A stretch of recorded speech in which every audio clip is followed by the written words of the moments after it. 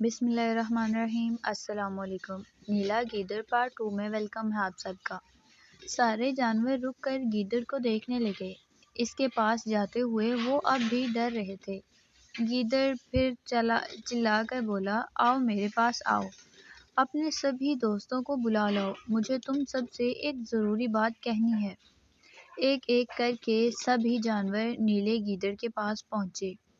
چیتے، ہاتھی، بندر، خرگوش، ہرن، غز سبھی جنگلی جانور اس کے چاروں طرف کھڑے ہو گئے۔ انہوں نے حیران ہو کر اس سے پوچھا، تم کون ہو؟ چالاک گیدڑ نے جھوٹ موٹ کہہ دیا کہ میرا نام چیا چھاؤ ہے، مجھ سے ڈرو نہیں، میں تمہیں کوئی نقصان نہیں پہنچاؤں گا۔ مجھے اس جنگل میں تمام جانوروں کا بادشاہ بنا کر بھیجا گیا ہے۔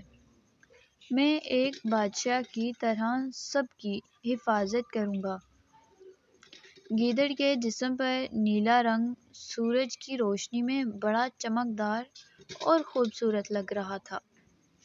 اس کا رنگ بالکل انوکھا تھا اور ایسے رنگ کا جانور کسی نے نہیں دیکھا۔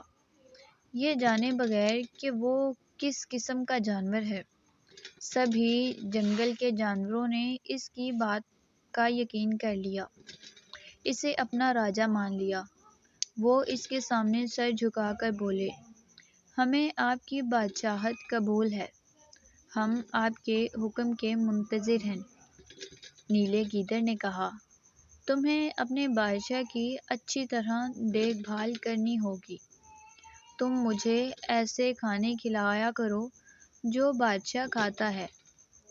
ضرور حضور والا، سبھی جانوروں نے ایک ہی آواز میں کہا، ہم دل و جان سے اپنے بادشاہ کی خدمت کریں گے۔